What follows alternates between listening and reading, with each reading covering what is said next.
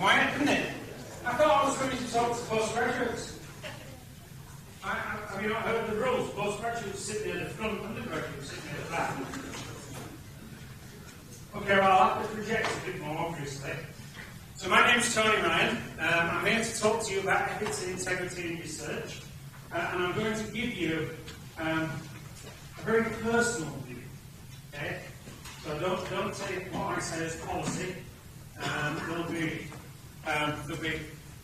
be things that, like everything, this is about interpretation and being mindful and sensible. So just a bit about me. I'm a professor of physical chemistry. I sit on STFC Council. Those of you who are in physics will know STFC is the Science and Technology Facilities Council.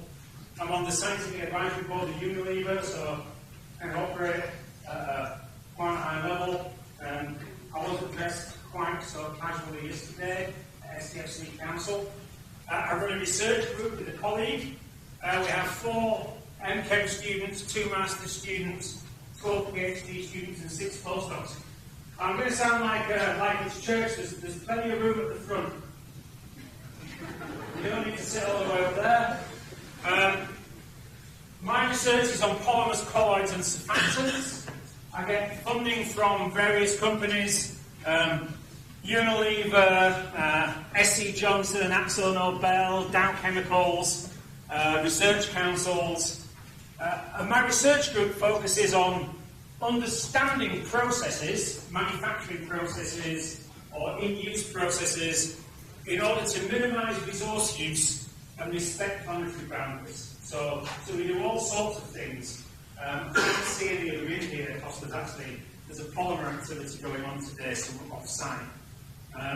But my students work on that. So I have a shampoo student, I have a hand sanitizer student, I have a toothpaste student, I have a couple of students who work on growing things in polyurethane foam. It all sounds really, really kind of weird. But it's all linked together by fundamental physical chemistry and colloid science. I also am the director of the Grantham Centre for Sustainable Futures, and that's around coordinating the university's research to do with sustainability, because as we know, the world's in a long-term crisis. Our world's in a long-term crisis. Too many people, not enough energy, water or food to go around.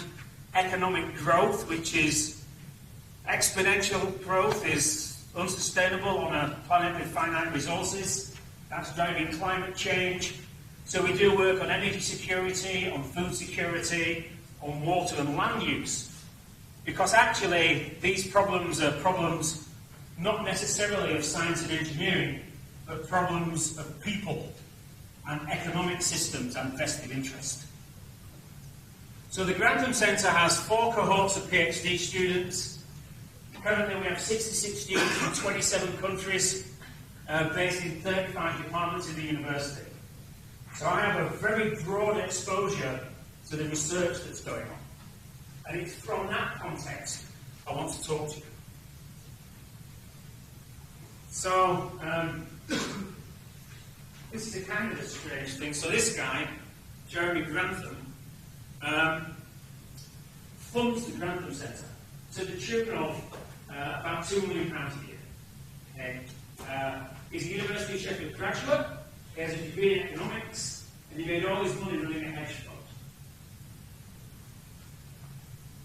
And he wrote an article in an opinion piece in Nature that says it's crucial that scientists take more career risks and sound more realistic, more desperate on the global warming problem.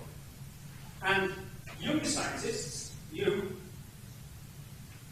are obsessed by thoughts of tenure, of finishing your PhD, getting a job. And so it's probably up to older senior scientists to kind of do the heavy lifting. Be arrested if necessary. And funny way to start an ethics lecture, an ethics and professionalism lecture. Right? But the reason he says these things is sometimes there are issues that are so important that being quiet is not an option. And a big part of what I'm going to say to you today is about not being quiet when you see things that don't fit in your ethical research framework. Whether the things you're doing or whether the things other people are doing. And the reason I like this so much is I actually had a little form on the university a long time ago, nothing to do with research. Maybe I'll tell you about that in the questions. So there are two kinds of ethical issues we need to think about. Right? So the first kind are those associated with the prosecution of scientific research. Doing the right thing when you're doing science. Okay? So if we adopt the scientific method generally as we have a hypothesis, we do some experiments that test the hypothesis, we refine the hypothesis, we do more experiments, we kind of go around this loop a few times, yeah, and then we make a final statement based on the evidence, based on our interpretation of the evidence. And so we're going to be talking about this in the main, but we're also going to be talking about scientific knowledge in a power structure. You are situated as scientists in a power structure. So that knowledge is power, and how ethically that knowledge is used is kind of brought out by these two examples. So understanding radioactivity allows you to do things like say X-rays, but it also allows you to build bombs. There's clearly an ethical dilemma there. But there's also some legal issues there. And how about genetically modified organisms? We can use GMOs to feed the world, to eradicate disease. But we can also use genetically modified organisms to do eugenics, to weed out the kind of people we don't like, to kill old people. Right? So these are also power issues around the knowledge you might generate. And you need to think about them whilst you're doing your research. So what I plan to do is I plan to talk to you about the rights and wrongs in science. I'll give you some examples of poor practice, and we'll look at the prevalence of misconduct, and I'll compare and contrast the pressures to be bad and the pressures to be good. I'll talk about being wrong, and admitting you were wrong, and I'll try and give you some practical advice on being good. And then I'll finish up with some ethical issues outside of misconduct. So when I got sent a list of things that Suncream wanted me to talk about, I got this list.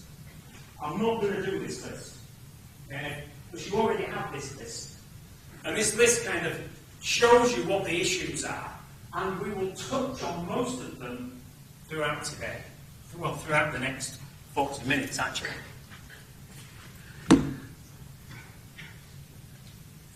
So, what's right and what's wrong? Is it a black and white issue? Is it a binary issue?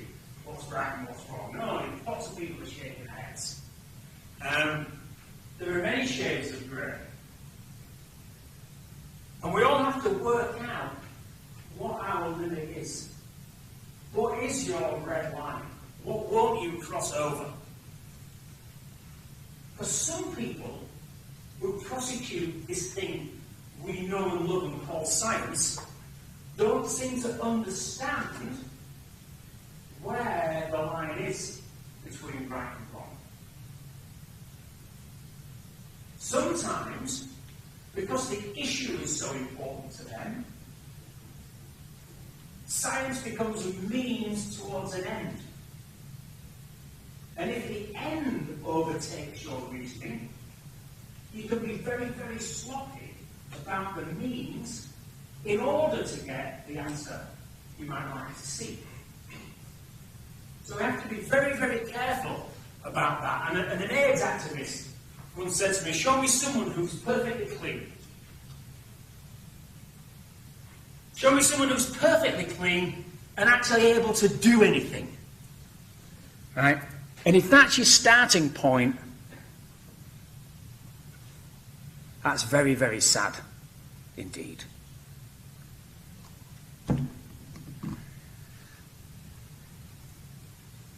So what is honesty in research? Well, there are all sorts of things that might conflict with our need for honesty. There might be financial, there might be some incentive. There might be professional advancement. There may be personal issues.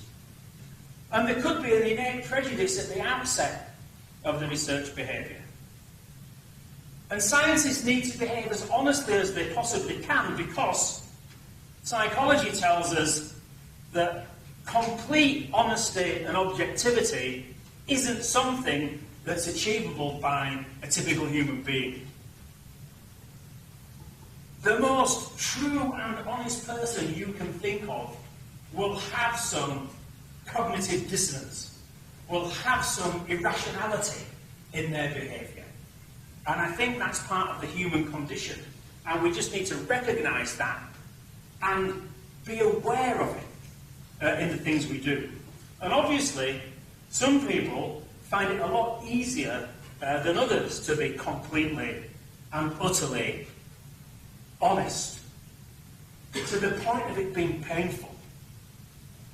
So even when we're aware that there is a problem, a general problem, it's impossible to counteract it. It's impossible to counteract an internal bias. And that's why in lots of subjects the experimenter effect is taken out by the double-blind experimental technique, where the experimenter and the subject don't know what's going on. And in the clinical area, in medicine this is really important, but also are there people from social psychology here? And people who use interviews, or people who use focus groups as part of their research.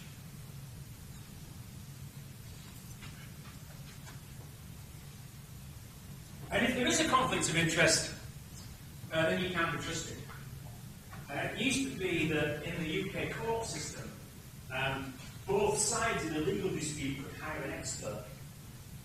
And they paid an expert to give evidence on their behalf. It didn't work.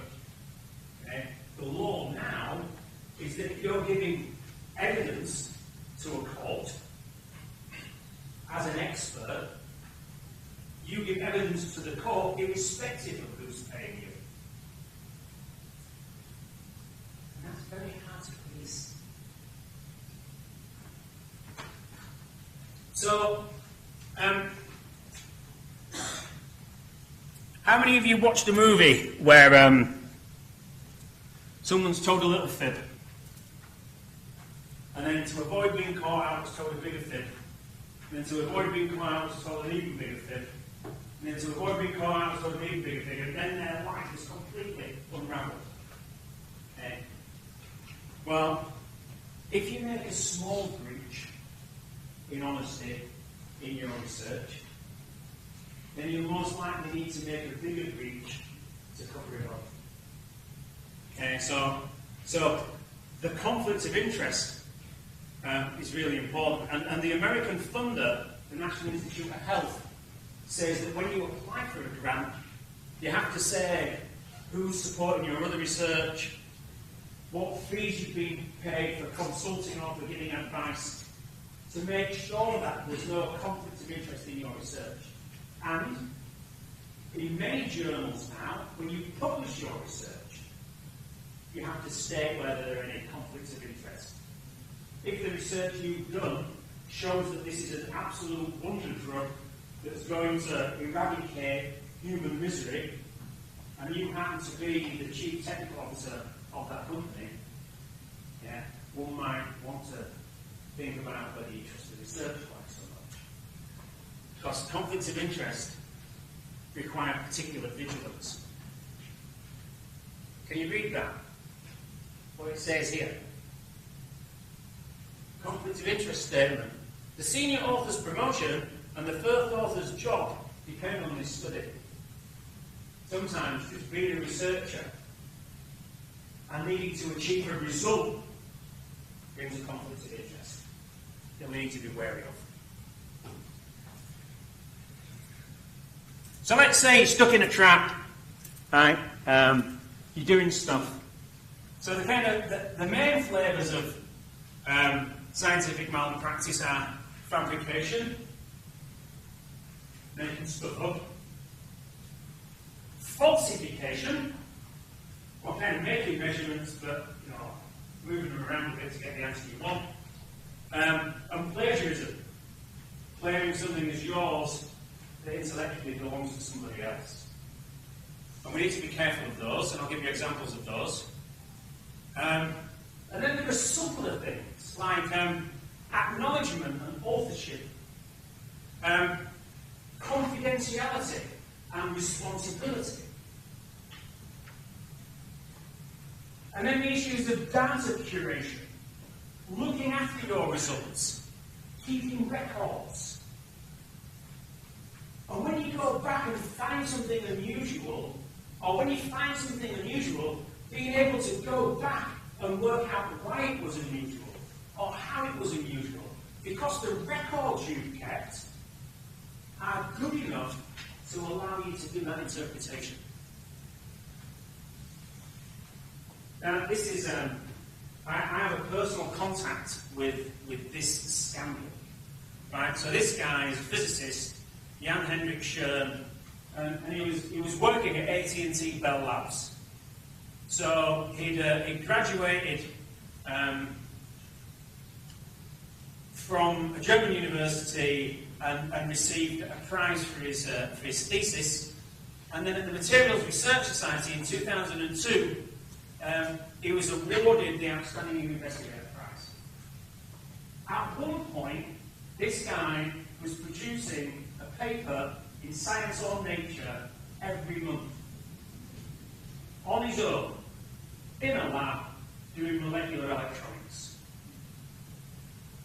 A Science or Nature paper every month. Right? And people from all over the world were sending him their samples because he got the best results. Well, eventually, he took his home university took his PhD off him. Because when they investigated his PhD, it turned out that he was making stuff up already in his PhD. The Otto Klung Weber Bank took their prize back, and I don't quite know what the Materials Research Society did.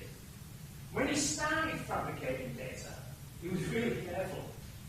Okay? When he started making it up, he was really, really careful, and it was quite convincing. And he got addicted to the success, right, to his boss coming down the corridor with a bottle of champagne because he got on the Science and Nature paper. So what did he do? He started making up data even faster, even more of it. And how was he found out? Well, he was found out by the scientific method. People tried to reproduce his results and couldn't. But when they couldn't reproduce his results, they went and took a closer look at his data, his published data. And it was found out because there wasn't any noise in his data. Right? Because you have to actually, if you're making data up, you actually need to put some statistical fluctuations in there as well. Right? So there were no errors to be found in his data, and there was unrealistic precision. And I asked the question, where is he now? And the answer is, I don't know. I did have a kind of look around yesterday to find out if I could find him if he was still doing stuff. Because often, these people don't go away. So my personal collection with this is a really friend of mine, who's the head of the Adlinger Center for Sustainability at Princeton, worked at AT&T Bell Labs at around the same time. And she was on the investigating committee. And the investigating committee wrote a thesis, right? They wrote a 129-page report. There were 4 investigating scientists, and it took enormous time and effort. And the allegation that's proven in these graphs is that basically, so this guy, he was making transistors out of organic materials. So these molecules appear called thiophene. Okay, and basically, you plot the current versus the voltage. And this graph and this graph, 2 different molecules, right? There's a factor of 2 difference in the y-axis. If you divide one set of data, if you divide this set of data by 2 and plot it on top of this set of data, there's actually 2 data sets here. There's open circles and closed circles. They lie exactly on top of each other, and the little bits of noise that are there are the same, because it's the same data. Right. What we don't know is, was this current voltage curve from either of these molecules? So, papers were retracted, he got sacked, got his PhD taken off him, got all his prizes taken off him, and I can't find him. Met the guy a couple of times. He was quite convincing. Right? Really plausible. And at the time, this research area, right, so kind of early noughties, yeah, this was a really, really hot area of organic electronics. And these materials, if you have a computer screen or a television or an electronic device that says OPV on it, organic photovoltaic or organic OLED, organic LED, then it contains some of that molecule. Right? Not only did he destroy his career, but a co-author on a number of those papers, Shannon Bao, took about a decade to recover her reputation because she was guilty by association. And I'm showing you this case because it's the most egregious case of someone making data up. It's really, really obvious, and the outcome's really obvious. Do any of you remember this guy?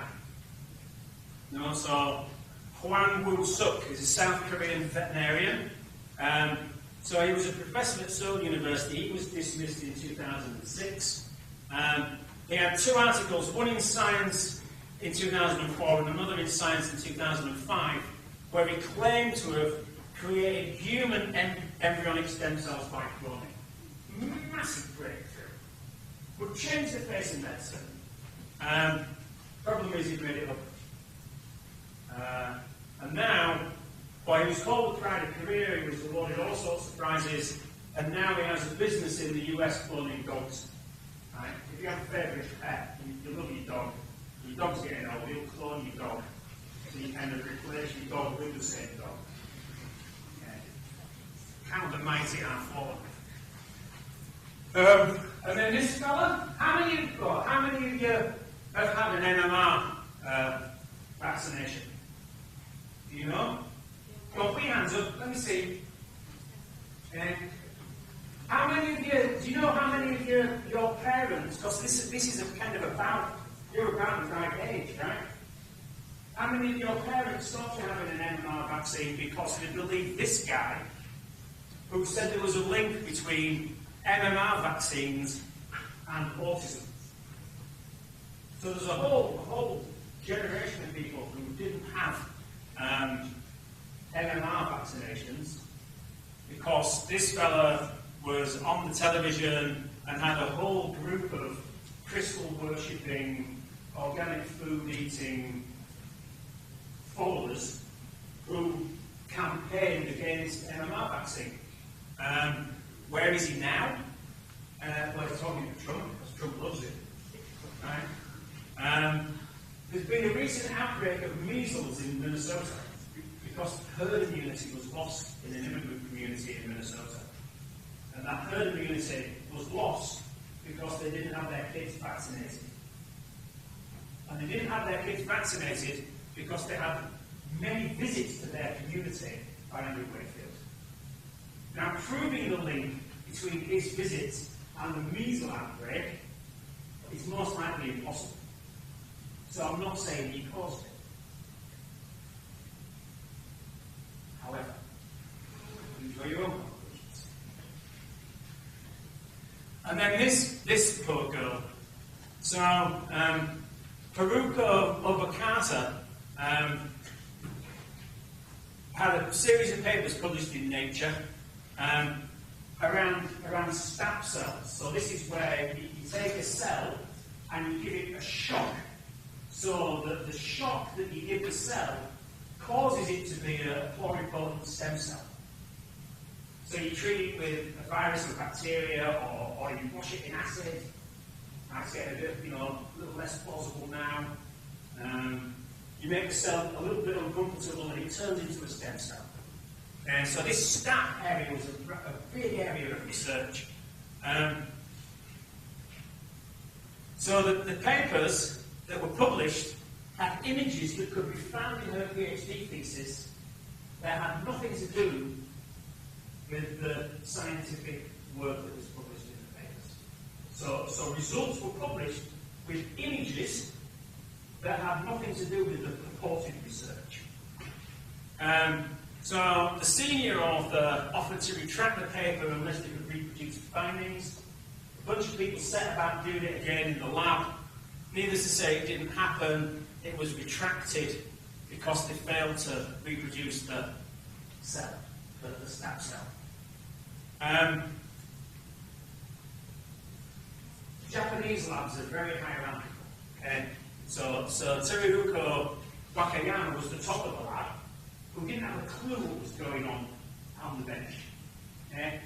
And Yoshiki Sasai was essentially the senior postdoc looking after the PhD student.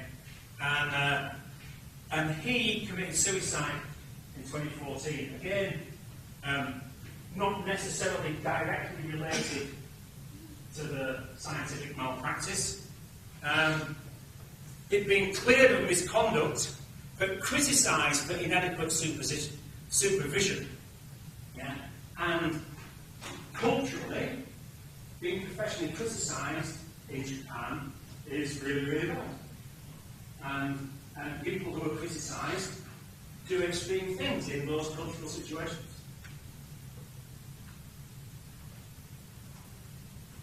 Yeah, you're all sat there going, oh, fucking hell, what have I got myself into? Right? Okay.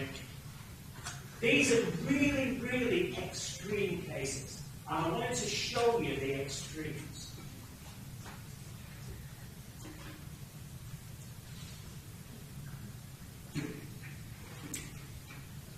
Here's a different example, plagiarism. So this guy, Leo Paquette, chemistry professor, Ohio State University.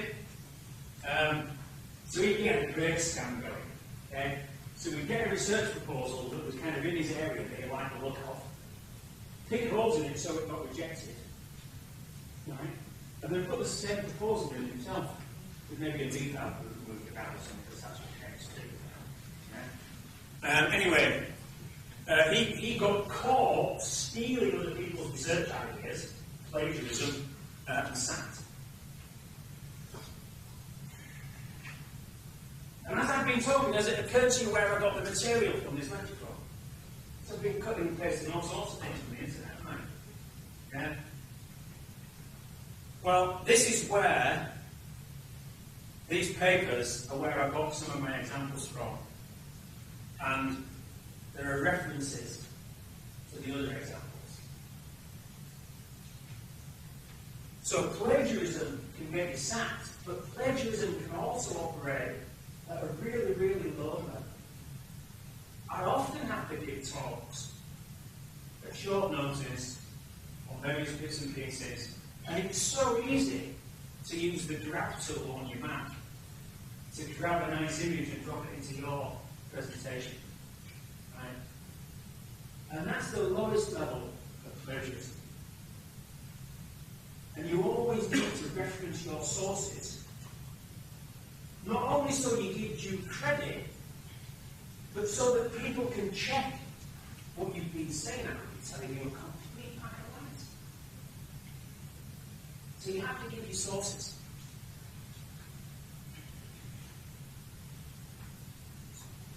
So plagiarism is sometimes on purpose, sometimes accidental. Buying, stealing, or borrowing a paper is kind of clearly deliberate plagiarism. Hiring someone to write a paper and saying that it's your paper is plagiarism. Copying from another source without citing can be done on purpose, can be done by accident. That's plagiarism. And these are all deliberate, but using the source too closely when paraphrasing. Building on someone's ideas without citation. You can just trip into those things. In fact, you can say something so often or write it down so often that you actually believe it's your idea. And again, that's something we have to guard against. So yes, I am guilty of hacking slides from the internet, but that slide came from this source.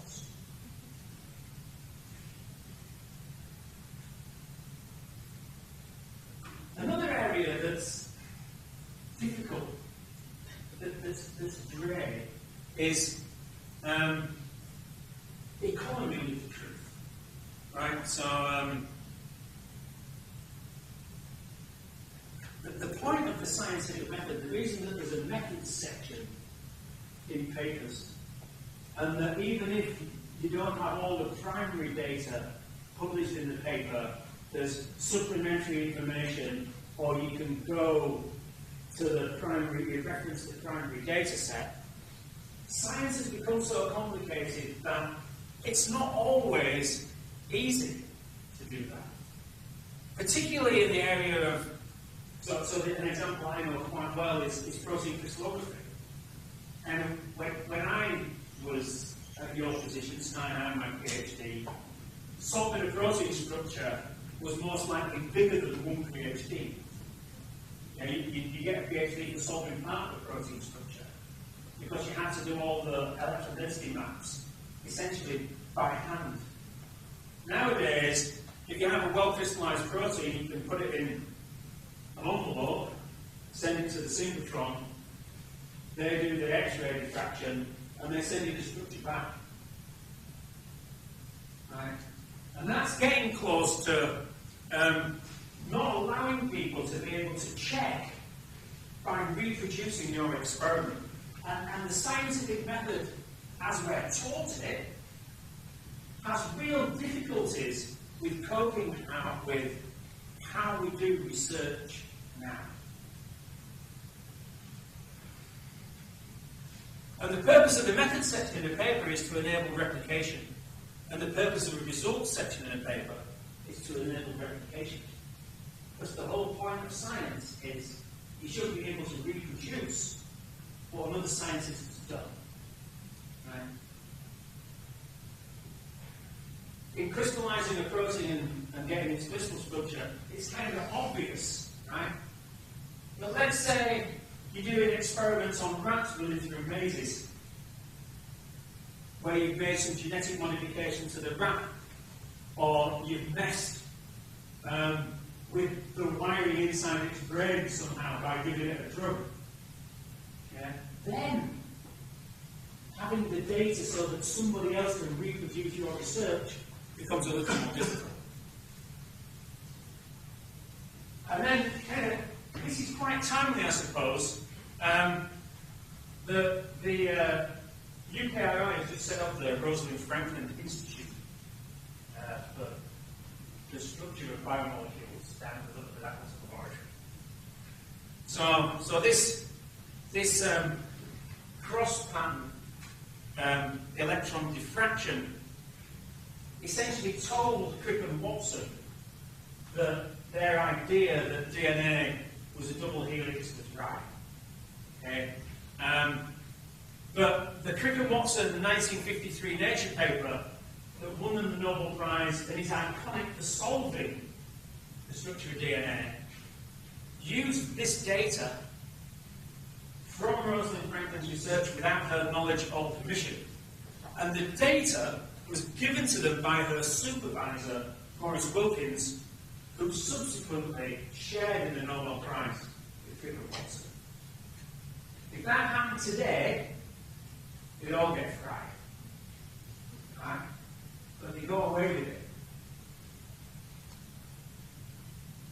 Thankfully, the scientific world has changed.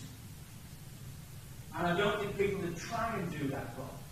One would hope that no one would even think about doing anything like that today. But to me, and actually to the rest of the scientific community, Rosalind Franklin was essentially cheated of what was due to her. So that's kind of obvious.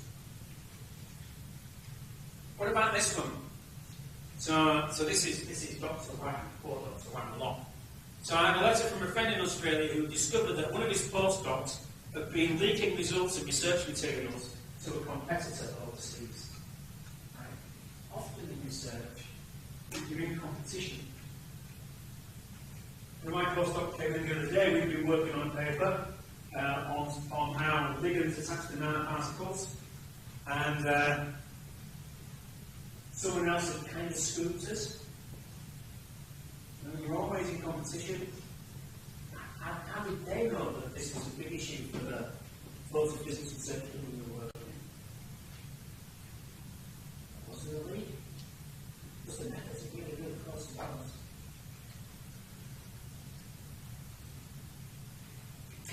I don't think it was, and I think we're doing something timely, but this is a really, really grey area, right? Okay, leaking your results from your lab to another lab to gain personal advantage for you is clearly wrong, right? Clearly wrong. What about you're a postdoc or a PhD student working in a lab, and you know there's another lab doing similar things, and you've met that PhD student or postdoc at a conference, you become friends, and you're testing ideas out from each other, on each other. Okay? And without realizing it, you leak competitive advantage from your group to theirs. Is that malpractice? Is that carelessness? No. Depends on the circumstances. But it is something you need to think about. I'm with my pal Pete Redgrave on this. I'd much rather tell everyone about the things we're doing in advance of them being published, to test the ideas out, because you may be doing something really, really good, and you might get told, no, so don't do that, mate. It's really good. Have a look at this instead. So the bad idea, if it's a bad idea, the feedback stops you from kind of pursuing that bad idea or looking foolish. If it's a good idea, well, you need to choose your friends. And trust that they won't scoop you. Is this being recorded? Okay, right. So I went to another university to do an inquiry into scientific malpractice, where one group was competing with another group 2 floors away, and was sharing the same X-ray crystallography equipment and magnetic moment measuring equipment. They were making molecular magnets. One group was a synthetic group, the other group was a magnet group. Right? The magnet group beat the synthetic group into making this magnet, and sent the paper off to a big name journal which came back and went to another big name journal, and then took 4 months to get to the stage of publication. The other group was so annoyed that they'd been scooped that they published it really with the same data, essentially, in a really crappy journal to prevent this high-profile piece of work. I mean, yeah. Someone there shaking their head. And I was sat in the room thinking, this can't happen. Scientists don't do these kinds of things. But clearly, sometimes they do. So that's not a grey area. But sometimes sharing things can be. And the other reason you need to think about what you're talking about and where is because you have to respect confidentiality when material is confidential and the university's interests. Because actually, if your research is sponsored by a company, then they will be very keen to take advantage of the things you discover. So this example is not misconduct, but it did cost the university intellectual property, and most likely cost me quite a bit of income. So a PhD student was working on these two polymers. This polymer is always hydrophilic, and this polymer can switch from being hydrophilic to being hydrophobic. When both half of the molecules, represented by this squiggle, are hydrophilic, it dissolves in solution. When you switch the pH, this part of the molecule becomes hydrophobic, and it makes a membrane, and you make vesicles. And this pH switch is a physiological pH. So one switches. So what you can do is you can put these little polymers in with a DNA plasmid, encapsulate the DNA plasmid by making these bags. And then you separate the bags and the plasmids, so now you only have plasmids inside bags. And will it switch back? This polymer is poly-2-methacrylalipoxyethyl phosphoryl. Phosphoryl is the head group of the cell membrane.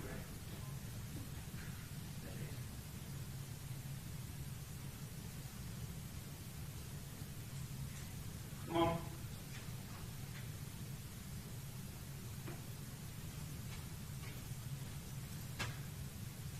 And what it does is, it just gets internalized by a cell. So our polymosome gets internalized in a liposome, and there's a pH change, and the bag falls apart. And it acts like a little osmotic bomb.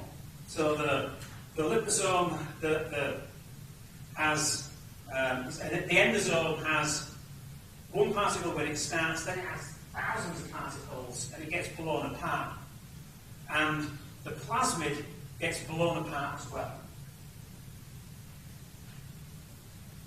And so the plasmid gets taken to the nucleus of the cells by the molecules that we put in there that it was attached to, and infects those cells.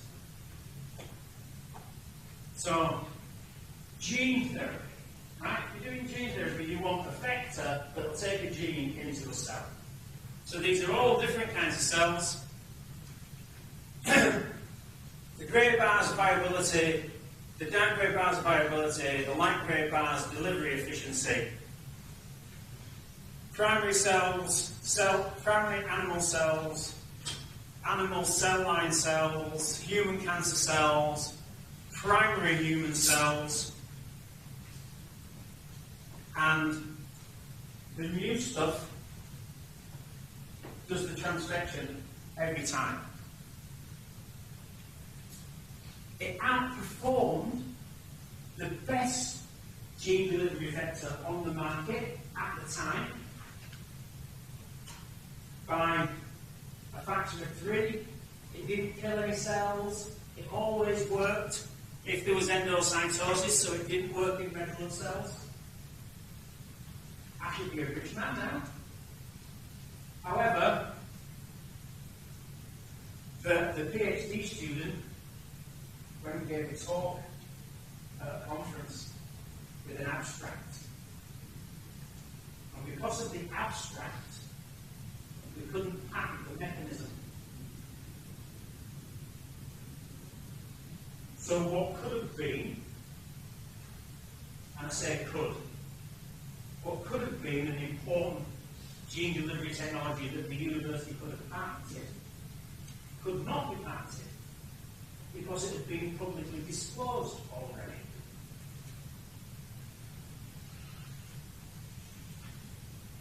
So not only do you need to protect yourself in your research, you also need to protect the university's interests. So what's the etiquette in publications? Well, you need to involve your supervisor in any publication. They can choose not to be a co-author, quite common in mathematics, very rare in experimental science. You should clear everything prior to submission with your supervisor, and post an abstract are particularly risky. Why? Well, it is formally a public disclosure. And if you publicly disclose something, you cannot subsequently patent it. And that's very important in some research areas. PhD student of mine goes to a conference in New Orleans in April, sent his abstract for his poster to the industrial sponsor, prior to it being submitted, in order that they could say, please don't give this detail, because the research we've seen thus far makes us believe that we might want to patent with you that piece of science at some later stage. Right, so you have to be very careful with posters and abstracts. Because whilst the research ideas may well be yours in every moral sense, you don't always own them because of the relationships that the university has with whoever's funding your research.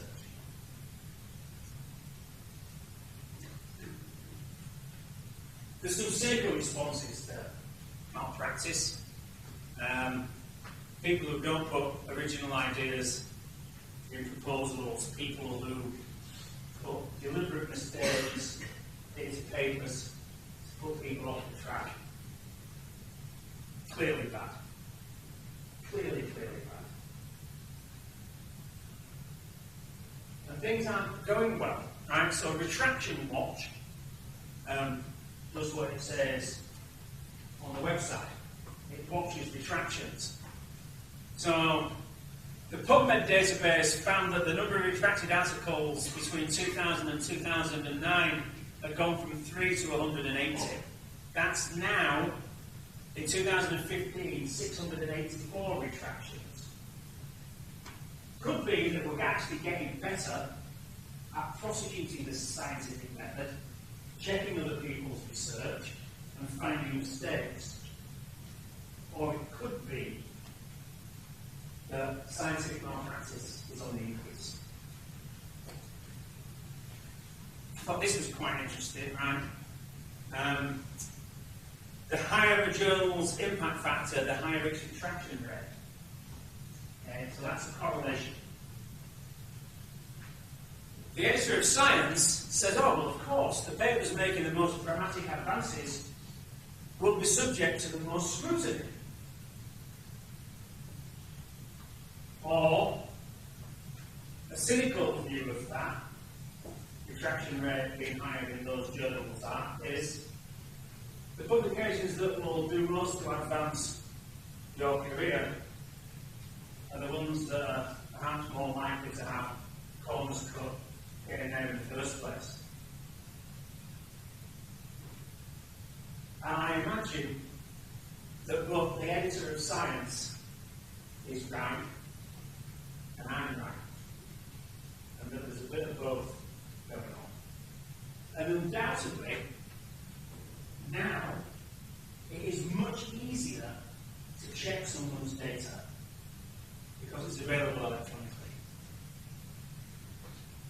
But replications are down, right? People reproducing research.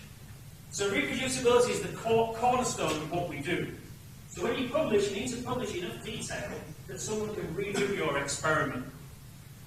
And Bayer employed people to read the scientific literature, find things that Bayer could turn into a business, and check them out. Right? So you read something in the literature, you think, oh, that's good. You can make a drug out of that, you can make a new plastic out of that. So when Bayer tried to replicate 67 studies published in academic journals, 2/3 failed. Not replicated, 64%, partially replicated, 12%, fully replicated, 21%. Drug companies scour the literature for leads, and they're finding that they can't reproduce. So something's going wrong. And there is undoubted pressures to be bad. It's a competitive business. High-profile publication could mean securing a permanent job. It could mean a promotion. So actually, to become an academic, in some areas, it's the price of admission.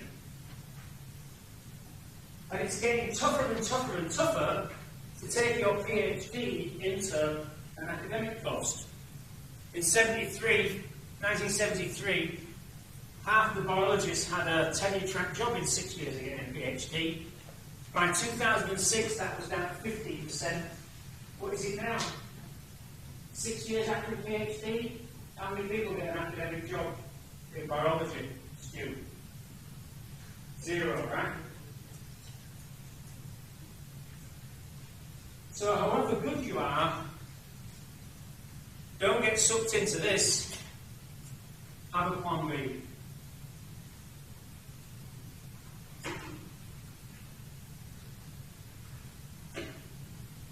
So Dr. Fang again, counting papers, journal prestige. You need journals to get funding. If you don't get funding, you don't get promoted. And the system kind of brings pressures to not be so good. That picture does look more like our outgoing Vice Chancellor than the new one. And we have a new Vice Chancellor, but universities are a business. And sometimes being a business brings pressures that are not commensurate with prosecuting good and honest science.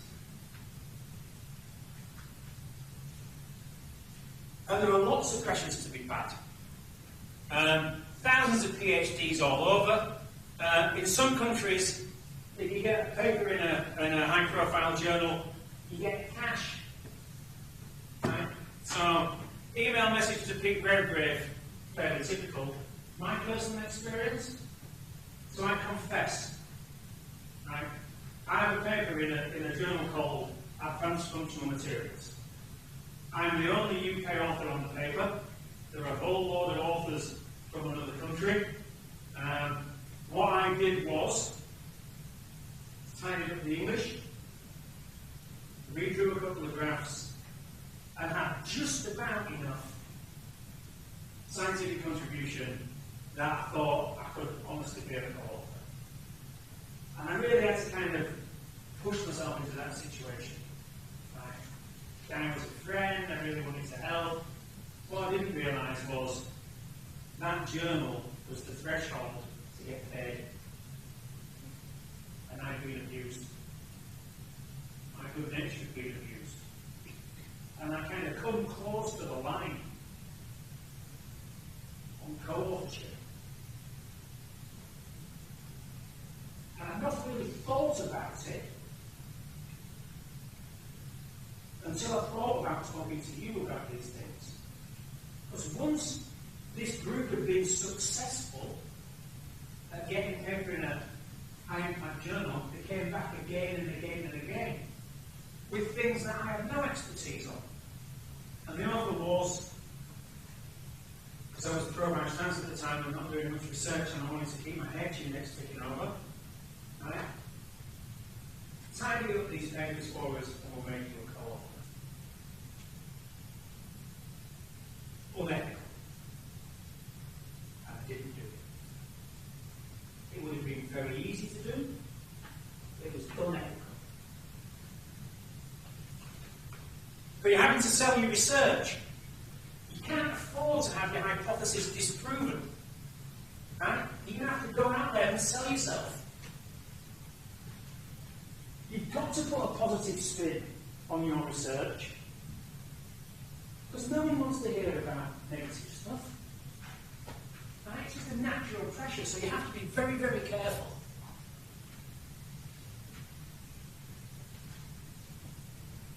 And that's why you need to be very wary of the representative result. If something that someone tells you is a representative result, it's most likely the best thing they've ever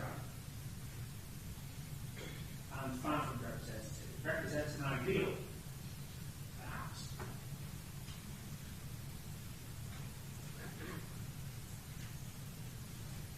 And if you're under pressure to succeed and do well, and you can't afford to fail, then what if the experiment you're doing doesn't give the result you expected? Right? You know what the theory says the result should be. Yeah. You know what model should fit the data, but it doesn't. And so what do? Do you ignore a couple of outliers? Do you round the numbers up a bit more? And then, all of a sudden, from a data set that didn't unequivocally fit the model, you have something that is in very good agreement with the model, and what you've done is you've falsified the results. You've given the boss what they wanted. You've responded to that, go away and come back with the right answer. Right? And I know it happens because I've done it. You know, I've been on the wrong end of, well, that doesn't fit the model, you must have done something wrong in the experiment. Go away and do it again. And this might well happen to you. And if you're a good student and a good researcher, you'll go away and do it again. You might get the same answer, you might get a different answer. But if it's still the wrong answer, you have to go back and say, no. Done the experiment carefully, it doesn't fit the model, there must be something else wrong.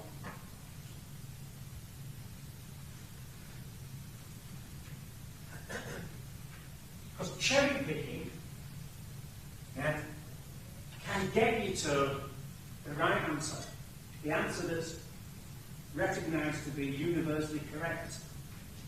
So, Robert Millikan was the most famous scientist of his time. He won the Nobel Prize for finding the charge on an electron. Did he do this experiment? Those of you who did A-level physics. Now, I remember doing it. There's kind of something nodding at the back from the people who are going to come and sit down here. You turn the voltage, you suspend oil drops between two plates, and play with the voltage so that the drop gets suspended by the charge. And the voltages are quantized, because the charge on an electron is quantized.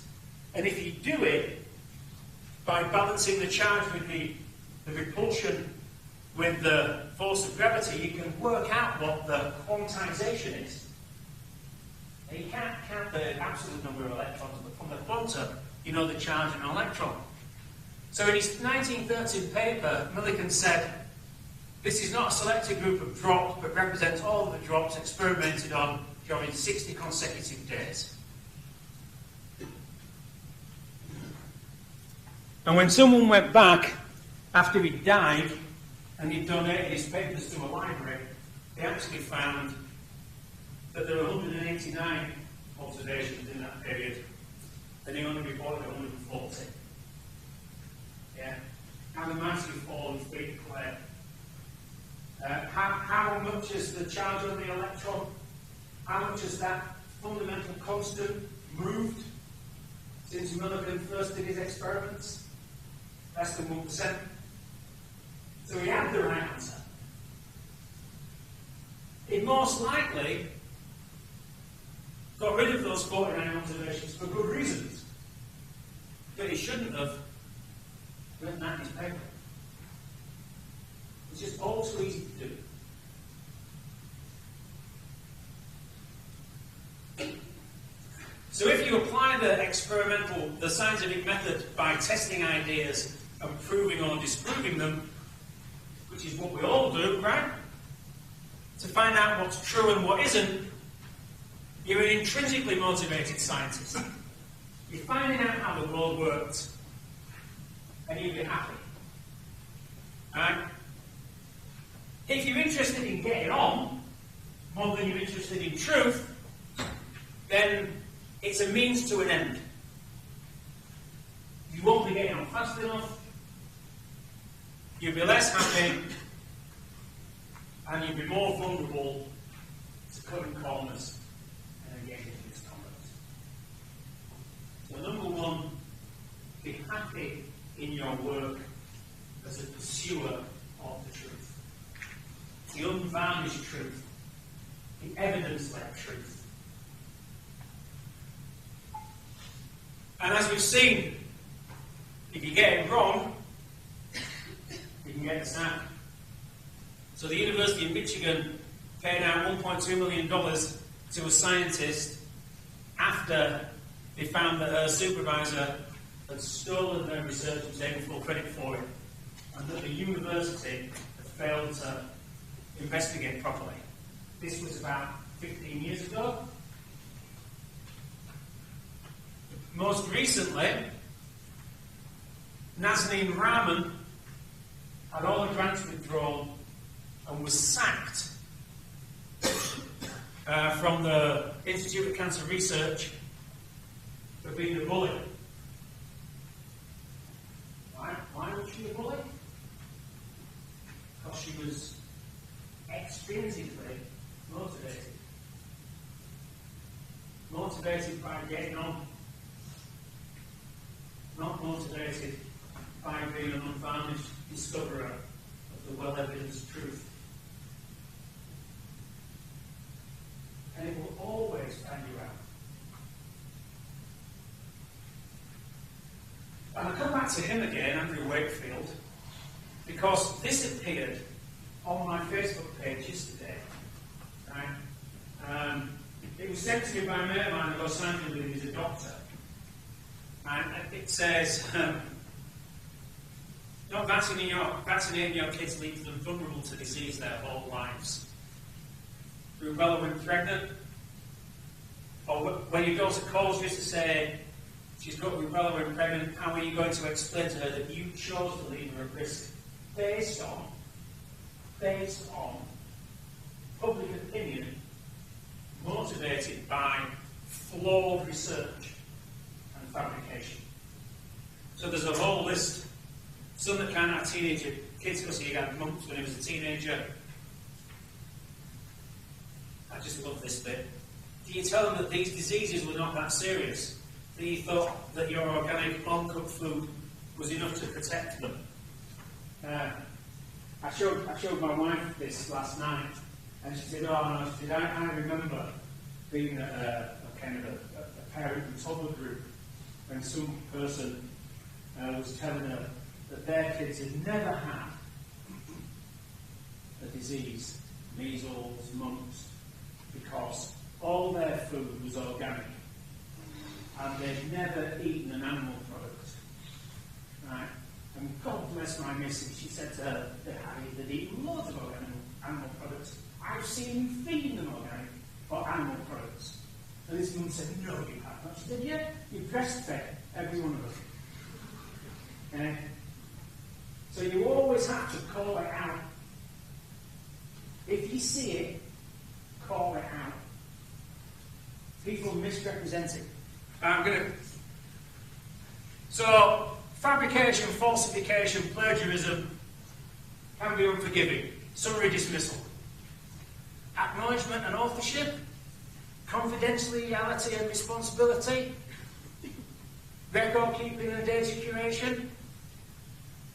They could be just as unforgiving as well. So this guy, Sir David King, is a physical chemist.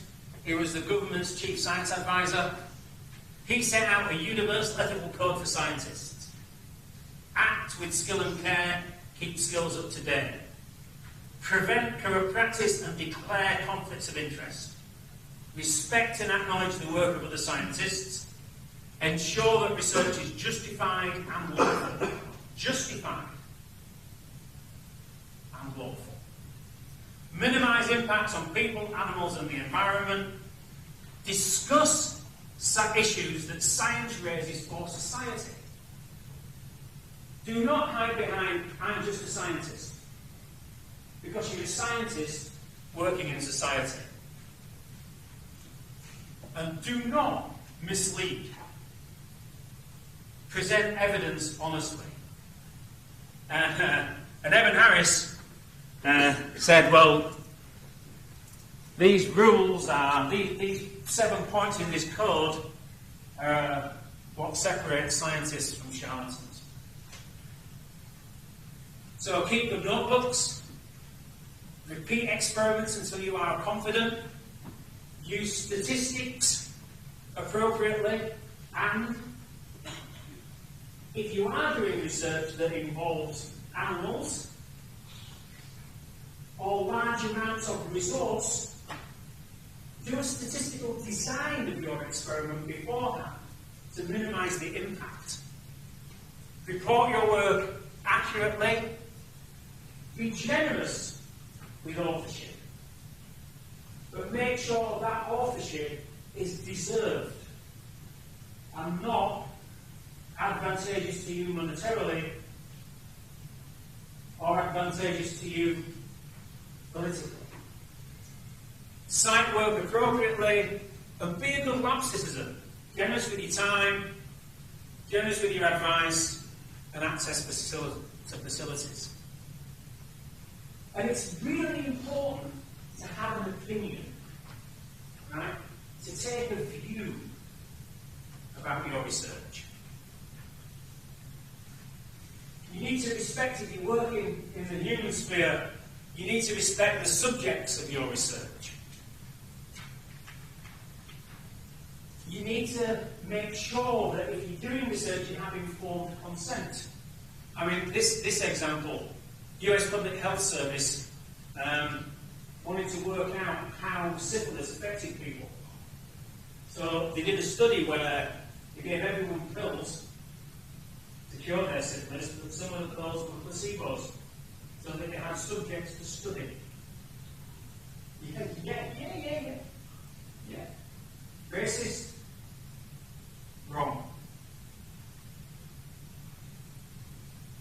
British government put soldiers in the way of atomic tests because they wanted to know what the effect of the test would be, what the effect of the nuclear explosion would be on the health of those soldiers and sailors. Didn't tell them why they were stood there on duty when this big flash happened. Informed consent is really important. And also, if you're involving humans in your research, make sure that resources are allocated in a way that's just and equitable. So you need to speak up. If you see something going wrong, you see someone doing something wrong, first challenge them, and then take it to somebody else in the lab. For safety issues, it's kind of obvious, right? Because if someone's doing something unsafe, that might harm you. Right? But if someone's doing something unethical in the lab, that harms everybody as well. So if you see fabrication, falsification, or plagiarism, call it out. Okay? But those of you you who are doing research with animals will already have had that training about how we need to minimise animal use in research by replace, refine and reduce. But the University of Sheffield has just signed up again to the Concordat on Animal Research because there are some areas of science that absolutely rely on animals. You don't have to do animal experiments, but somebody has to. So, the world's arranged to evolve, to minimise human diseases and animal experiments, but you can't do both. So where does the boundary lie? Again, about a decade ago, there were 4 students rushed to a hospital in the south of England because the drug test had gone wrong. And the drug test had gone wrong because there hadn't been enough research on animals done before volunteers were taken into the human program. So where you draw the line along that scale is a personal thing, very important. And there are a whole load of contemporary ethical issues around genetic engineering, cloning, stem cells, final research. But remember I told you about Jeremy Grantham and his article in Nature right at the beginning? Get arrested? Well, one of the Grantham researchers did get arrested. He's involved in climate change research. He felt so strongly about it that he climbed on top of a lorry delivering fracking equipment, stayed there for 3 days, shut the main road from Preston to Blackpool down, was prosecuted, went to jail for 6 weeks, and was released on appeal with his sentence quashed because he was incommensurate with his crime of protesting. I'm not suggesting to any of you that you should go out and get arrested. This is an extreme case. He nearly lost his job. Because the university's policy is if you're prosecuted and sent to jail, then you can't fulfill the terms of your contract. And you lose your job. Okay? There were a number of us who were confident that he would be released on appeal. And we persuaded HR to keep the job open. He was released on appeal. I actually think he's a misguided young man. And he'd actually be better off protesting about the burning of coal than the burning of gas in terms of global warming, but that's my opinion and not his. So, I've covered a whole load of these issues, and I conclude with ethical issues are not other people's problems. They're our problem. They're everyone's problem. Don't tell lies, don't make things up, don't lie, and obvious. Be mindful and considerate of others and scrupulously honest in your research. I know I've talked too long, I apologise, but you were kind of quiet, so I'll get going. Thank you very much.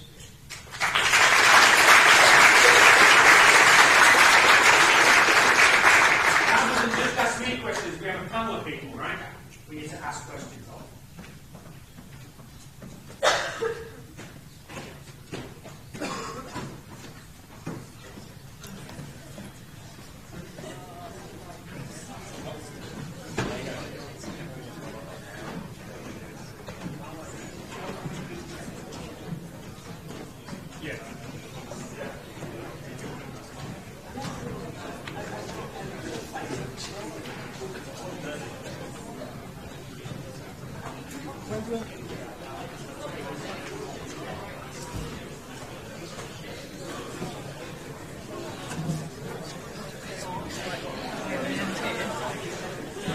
We've got name tags this year.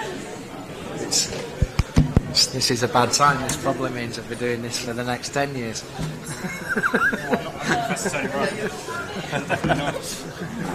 Does this mean we're doing this for the next 10 years now? And if you're It'll be when they're laminated that it's forevermore. you've got green. Green light, not intermittent. So we're going to start the panel. So I've asked some colleagues from a different disciplinary perspective to come and sort of give you their take on some of the issues that Tony's been talking about. Sorry, Tony, I haven't got a chair for you. I couldn't find one in the atrium. And also, I've invited a colleague, Andy, from Research Services, who works in commercialization and intellectual property. And I thought it was interesting to also bring his own view on these issues. Andy, I think last year, sent me a case study of a case of somebody had not done experiment in a certain way, and this had consequences for the intellectual property, the stem cell case study. But go ahead, have a go at giving your take on the issues of research ethics and. Yeah, I think so. My position in the university is I'm the head of intellectual property for the university. So I have the fun job of taking all of the wonderful research that you guys are going to do. My job is to lead the team that looks after the university's patent portfolio, and then hopefully do something with that. And it would help if I had a mic on. And then fundamentally what my team do is we look after license deals. We try and bring in, say, strategic partners to the university. So the university has ties with numerous sort of large companies that help fund the university. And then one of the things that most people have heard of is setting up spin-out companies. And I think to tie this back into Professor Ryan's talk, when we think about spin-out companies, obviously academics and people involved in inventions do have an incentive to get involved. There is potential financial reward. We have numerous sort of commercial arrangements that bring money into the university, and part of that revenue then flows back to the researchers who created it. So that obviously creates a great conflict. And part of my role in the university is sort of pull these ideas apart as well. So to work with research and also seek other opinions too. So go to independent researchers, possibly even people's rivals, and ask them to help us sort of go through the results. Because if we're going to go out and ask someone to give us £10 million to invest into a company, that's quite a risk that they're taking. And they usually want us to stand up and basically warrant the university to say we absolutely behind this stand by these results, and they are 100% true, and there's nothing untoward going on. I think if I can just give sort of one takeaway message, I've worked with a number of PhD students whilst I've been here, and I found that a serious number of them don't know who's paying for their research. So my main comment to you is to go back and have a conversation with your PI. Ask where you fit into the big picture, because obviously you're doing a bit of research that's part of their wider dream. But also find out who's paying for your research, because there's probably a contract in place, and if you're doing research under that contract, you should probably at least know what it says. It might be nice to read. How's that? Okay. Hello, so I'm David Mowbray. I'm a professor in the physics department. I think in my 30-plus years academic career, I've seen quite a wide range of unethical behaviour. I think probably the worst case I saw was when I was still a PhD student. So I'd been appointed to a PhD studentship, and then about a year later a postdoc was appointed, and he was a very, very ambitious person. His aim in life was to get a lectureship at Cambridge. That's where he'd done his PhD and his first degree.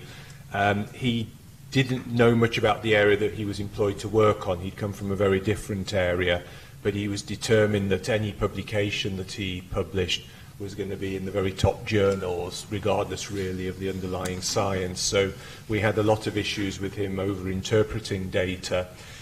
In the end, he actually went off and published a paper which the other authors didn't find out about until it appeared in a journal. because I suppose he realised we would have objected to it. I mean, it actually wasn't a particularly good journal, but still it's not very nice to sort of, in those days, you used to go to the library every few days and look at the journals that had come in, to open the journal and suddenly find a paper that you knew nothing about but had your name on. So I think it was retracted, or we all wrote to the journal and said, this is not our work. I think that's one extreme. But I've seen other examples, arguments about whose name goes first on a paper. In some areas, the first person on the paper is deemed to be the most important person. I've seen really, really bitter arguments between scientists over, I need to go first, no, I need to. I'm working at the moment in a project with some external people, and we're having a little bit of an issue with, it's a postdoc at another university. He's determined to get the publication in a good journal, and he's sort of over-interpreting the results. He's saying, can we make it the best ever? And he's not making up the results, but he's trying to present them in a way by, for example, dividing by the volume of the sample to get the lowest possible value. And it's you don't do that unless you've got a good scientific reason for manipulating the data in that way. You shouldn't do it. So, I think if you go for a career in science, I think you'll find very similar. There's some very, very extreme examples of unethical behaviour, but there's a very, very sort of long line that you'll probably encounter. Hi, I'm Eleanor Stillman. I'm a statistician from School of Maths and Stats. One of the reasons that I'm here today is because I do quite a number of things to do with different types of ethical behaviour around the university. So one thing I do is advise on animal experimentation. Obviously the ideas there are to reduce the number of animals used as far as possible, while still getting the information you need from a study. And with animal experimentation and with human experimentation, you're absolutely bound by very strict external rules, but those need to be monitored and so on, and people need advising about those. So obviously those people very clearly know that they have ethical obligations and are usually quite clued up about trying to follow them. Really, in fact, we have a lot more difficulty with people who don't quite see where they're likely to encounter this sort of issue in their own research. So something else I do is that I'm the principal ethics contact, I think, for maths and stats and for physics and astronomy. And those people administer the university's system for getting ethics approval should your research need it. Okay? And lots of people fall foul of the rules. Sadly, people fall foul of the rules, and in some cases, I have seen cases where the university's Research Ethics Committee has ordered PhD students to delete portions of their data, and it cannot be used in support of their PhDs because they haven't had ethical approval for doing it, whatever the study was.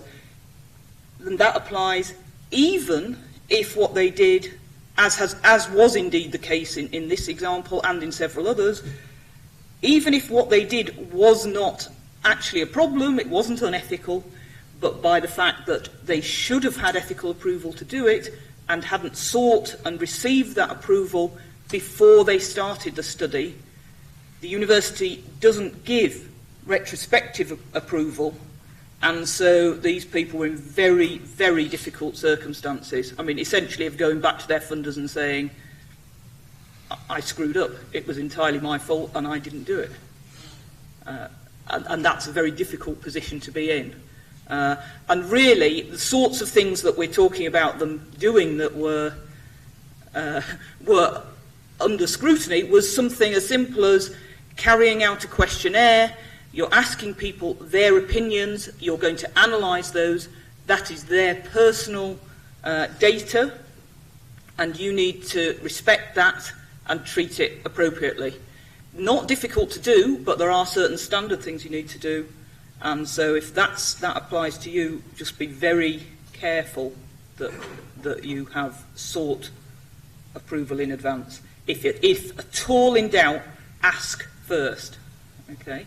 Doesn't matter. It's take you half an hour to find out you don't need it, but think of the consequences if you did.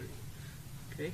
One of the things I'm interested in you saying is that often a lot of PhD students from SOMAS really feel that in some ways research ethics and integrity is the opposite to do because they just do math. Is that the case? Does it require math? Maybe not, but what can you say to convince them in a way, in the lecture that is that it's everybody's problem? Okay. But from your perspective as a mathematician, how can you convince them that it's okay, so it's very true that what Sandrine says. So some of the people I deal with specifically have very definite and obvious roles to play in ethical behaviour. That's because I'm actually a statistician, so all the things about reducing numbers so as not to subject people to experimental treatments, so as just not to waste resources, all those things apply particularly. Statisticians have the skills to help people do that. They also have the skills to detect fabricated, falsified data. Okay, so statisticians very obviously have a specific role to play in the guardianship of ethical standards. But for people like theoretical physicists or pure mathematicians, okay, it is true that some of the things that have been mentioned you probably won't encounter. You know, your numbers don't have feelings or opinions that you have to take into account. But very many of our students do things like outreach events. They go and survey people, asking their opinions. We had a thing in physics where people wanted to, it was a joint study with physics and psychology, I think, looking at the use of uptake of smart meters for energy usage. And they needed to survey some people. Okay? What if you're an astronomer and you get involved in some sort of crowd science thing where everybody's given their own little quadrant to look for interesting things in? What happens if somebody finds something? Who owns it? Even if it's only the naming rights, to that comet or whatever it is. You need to think these things through before they happen, and it ends up in a nasty fight. And of course, that's all on top of things like, particularly authorship ordering is a huge thing. People don't realise that there are different conventions in different subjects, and you need to look at what's conventional in your subject, and perhaps even if that's, you might be in a position to challenge that for good reason with examples from elsewhere. And certainly things about bad supervisory practice, whistleblowing, all those sorts of things apply to people even in the most theoretical disciplines. Okay. Hello, I'm Stuart Wilson. I'm a molecular biologist, and I've got two things to tell you about. The first actually refers to something that Tony touched upon, and that's authorship on papers and whether you've made a contribution.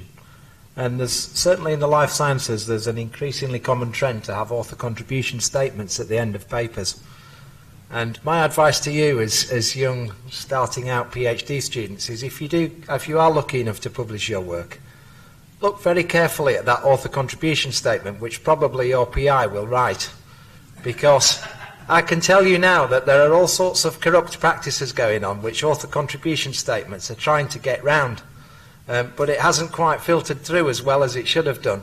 And so you'll quite often find, and I can show you examples, of author contribution statements where there's 10 authors on the front and only 5 authors are named at the end. So what did the other 5 do? So make sure that you're not on a paper where that's true. If you've done something, make sure that your contribution is properly acknowledged. Okay? And you have the right to insist on that. Okay? And in doing that and in having a proper author contribution statement at the end of a paper, it gets round any arguments later on. Sort it out before the paper's ever published, and that will make life better for everybody. So that's the first thing. The second thing is that I actually went to a presentation by the Wellcome Trust just a few weeks ago, and they were talking about publishing in single-name journals, and it took me a few seconds to click what they meant. And of course what they meant was those journals Tony's been showing you, Science, Nature, Cell, Neuron. These are in the life sciences, well, probably physical sciences too, I don't know, but these are the top journals. These are the journals that get you a job and make a real difference in your life. So there's tremendous pressure to to publish in those papers. And I was lucky enough to publish a paper in Science in 2011. And at the time it was great, and we basked in the glory for a few months, and Tony even sent me a little postcard saying, "Well done, Stuart," so that was nice.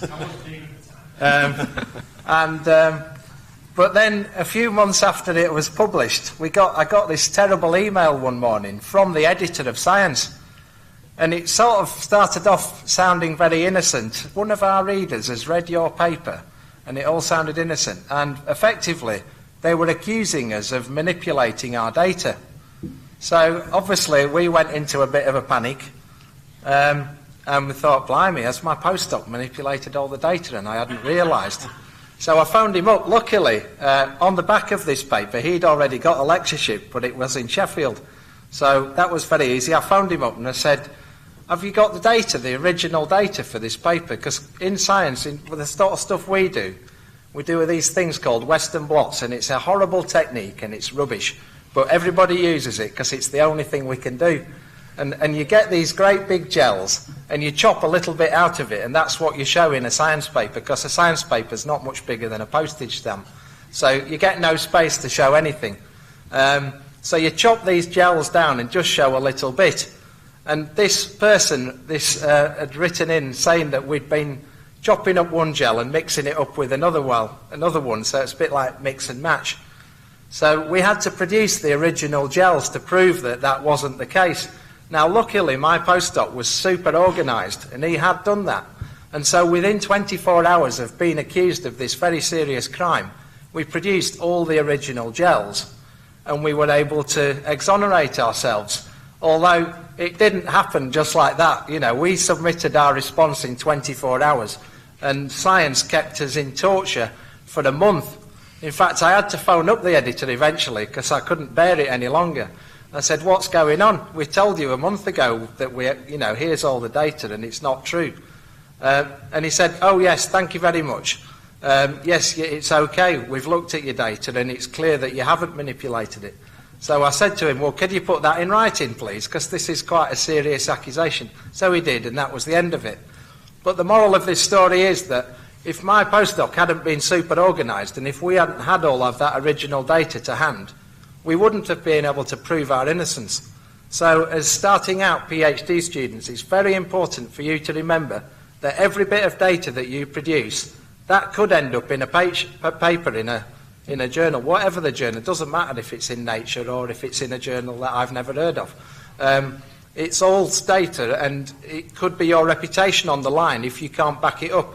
So keep all of your original data and keep it backed up safely somewhere. So there are things that the university can help you with there. In my lab, we've got a Google Team drive for the whole lab, and you can get any one of your PIs to set up a Google Team drive for you, and you can put all of your data on there, and then your supervisor can access it forevermore, and it's all backed up on the cloud and it's all safe. You need something like that for your data. Now, I'm speaking as a life scientist. I'm sure in physics the data sets are probably even bigger and even harder to handle. But you need some proper backup system, because quite often what makes it into the paper is just a tiny bit of your data. But you need to be able to produce all the rest in case somebody accuses you of doing something wrong. So that's my bit of advice for you. Okay. Thanks. So I'm from a different faculty. I'm from the Faculty of Medicine, and I'm also a statistician.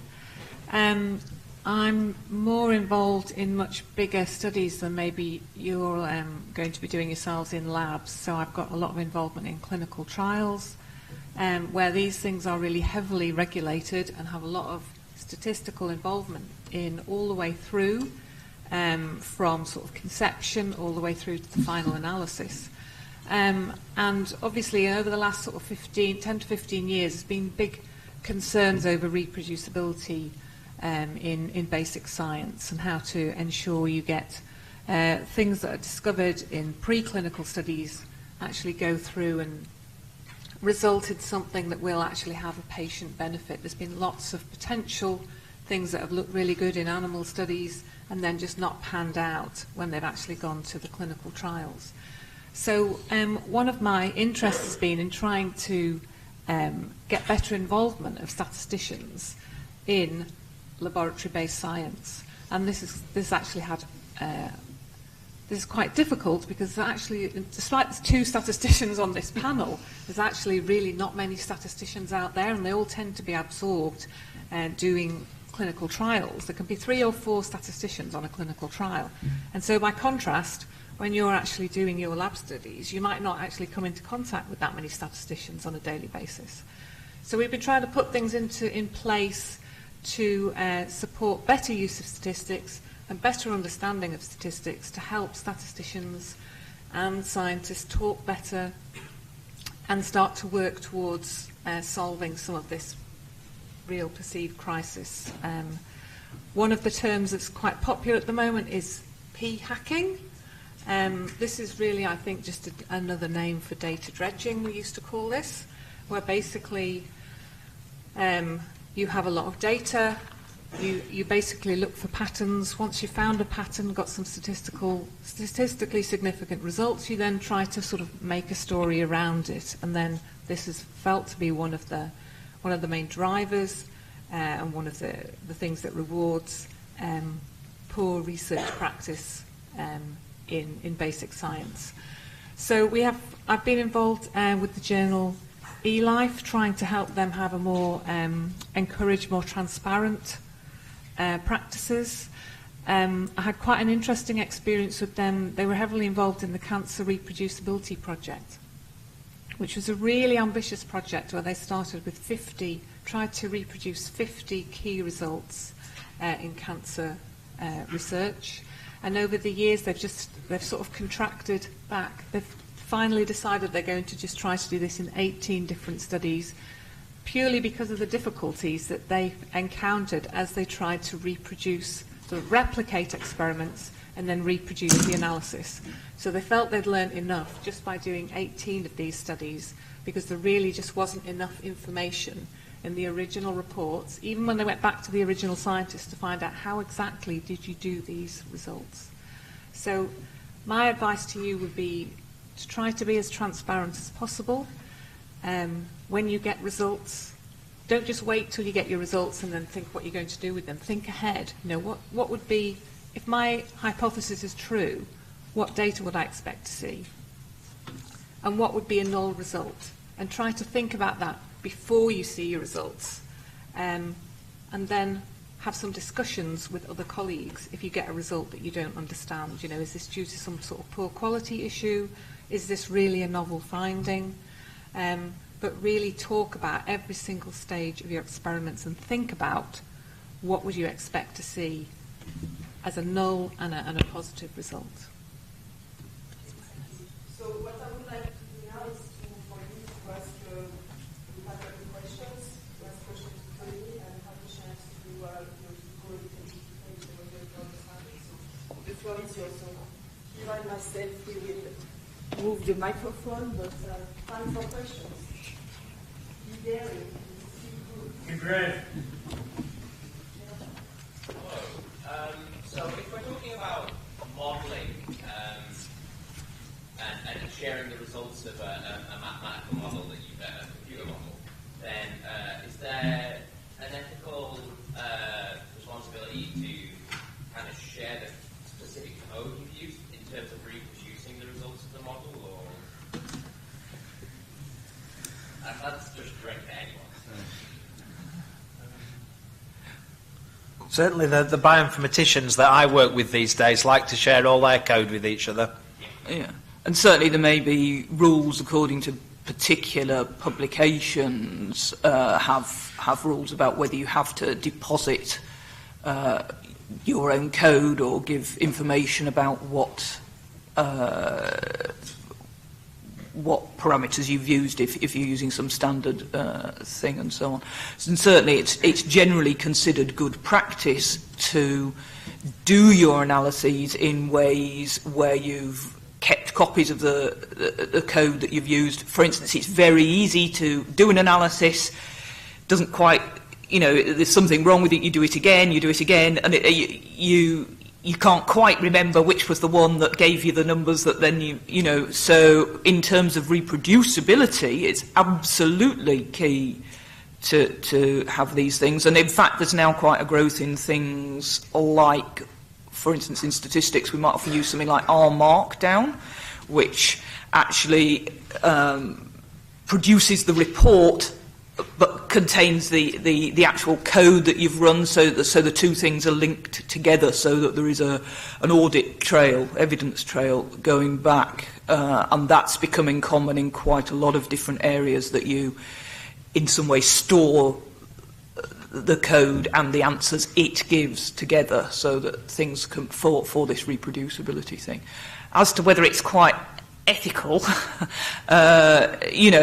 certainly it's in terms of open sharing of things, and the sharing, you may be actually bound by legal advice, legal requirements to share things under the terms of your funding and so on, depositing data sets, depositing code, as well as the journal's own requirements and so on. So certainly good practice, even if it's not an ethical. So good practice, like version control and things as well, so you know which parts of things. Absolutely, yeah. And I mean, really, storage is actually quite cheap now, and in terms of the relative costs of storing stuff or versions and time to redo it again and sort out what happened, it's a no-brainer. And the university now has quite a lot of stuff. KICS are doing a lot of work with things like Order, and which is the online something data repository for data and something or other. The university library also has some good guidance on how to store code and models appropriately, particularly with the idea that someone 5 years down the line may want to be able to pick it up and use it. I guess there's making sure the code is usable other than just inside your own mind as to how to read it as well. And that's quite different. Yeah, the uni library has some good guidance on most of these topics.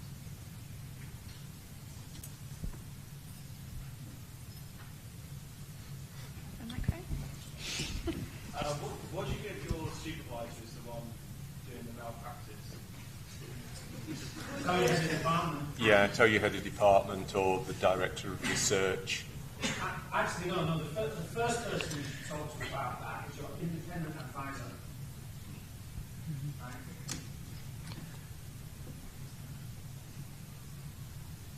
Don't be scared to have this conversation. Bit of a basic question. I think a lot of us use like physical logbook to sort of write down what we've done or what we report our results. The issue is if you lose that or have it damaged, is there like a way to sort of something like online method to keep a time logbook, which is like a formal record that you can't go back and edit in your own time? In the medical school, they're rolling out electronic lab books fairly widely at the moment. So there is electronic lab book software that you can get access to. Certainly, they're doing it in the medical school. Yeah, I think different departments are looking at these in different ways. There's a sort of electronic notebooks have been around for about 10 years in industry, and the price has just come down enough that the university can sort of start to afford to do them. I know in chemistry they still use the old school method of having the sort of carbon copy lab book. So you write on one page and copies it in the other, and you're supposed to tear it out and store the two separately. It's the sort of old way of protecting against the fire, I guess. But I think have an investigation of your PLA and give. I mean, there are some changes coming up in terms of data, the way we manage data, and I think probably it's. I'm sure that the PGR Director Committee will have a look, because it's just been implemented in Faculty of Medicine. So obviously we'll let you know if it happens, if we change. Yeah.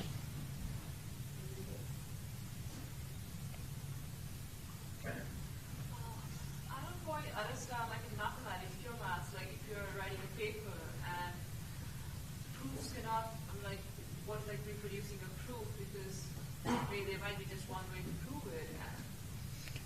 Proof's a proof, right? Yeah, so like what plagiarism mean in like a math paper? Well, I mean, for most things, there isn't only just one way to prove it, and in any case, most pure mathematical research, I mean, it doesn't just come out of nowhere. People adopt particular strategies to tackling particular problems, like they do anywhere else, and discussing those ideas about how you're going about a bit of research can be leaked. I mean, by careless giving them out, as Tony was suggesting, with abstracts and posters and things, but also, I mean, maliciously. I mean, you know, someone could look at things and tell other people, or I mean, there's lots of. I mean, it could happen. It's perhaps less likely that there would be absolute plagiarism, but another sort of possibility would be things like things done in foreign languages. Now, that's actually quite common in pure maths. So, for instance, suppose you come across something in the original Russian, which you're able to do, and then you publish it first English account of it. You know, I mean, things like that could happen very easily. So do we have to actually refer to like wherever we take a proof from, or like there might be more than one source, it's like maybe like text or something where we choose the same kind of proof, but it's not a big enough proof to be where you can quote to the. Oh, I see. You mean what reference should I give for Pythagoras' theorem or something like that? Is that no? But I mean, but yes. I mean, the principle's the same. So, how do you refer to something? Well, I mean, most usually you would use some device that would say something like, as for example, in, and then you would give a textbook or a research paper where it had been. You know, so you're not. I mean, you should be saying where you took it from. If you want to give a bibliography, you can give potential other sources for it, and list a whole lot of places which have covered it in different ways, perhaps. But it's, you know, giving an accurate record of things that are key background material that you're going to draw on. You should say, and of course, there's a fine line between common knowledge and background material, and you have to draw the line somewhere, and that will depend on the audience you're writing for and so on. But I don't think it's a real problem. I think you would be able to do it, and you could take advice if you were nervous from your supervisor, or you know, the university has a research ethics committee if you're really worried about it.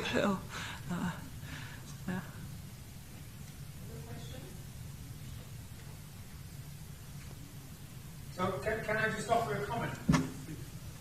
So you've heard, every story you've heard has been a bad story, right? And it's completely unrepresentative of the majority of what happens. Mm-hmm. Right? Yeah. Completely unrepresentative of the majority of what happens. So I don't want you to go away from here thinking all your supervisors are bad, all their supervisors are bad, and the rest of the researchers around you are bad. Because actually, that's not the case.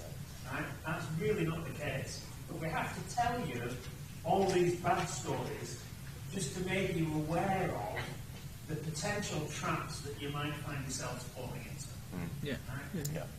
Yeah. Because our expectation of you and our colleagues is that you will be mindful, considerate of others, and completely honest. And that's the basis upon which our academic community is founded. Any more questions?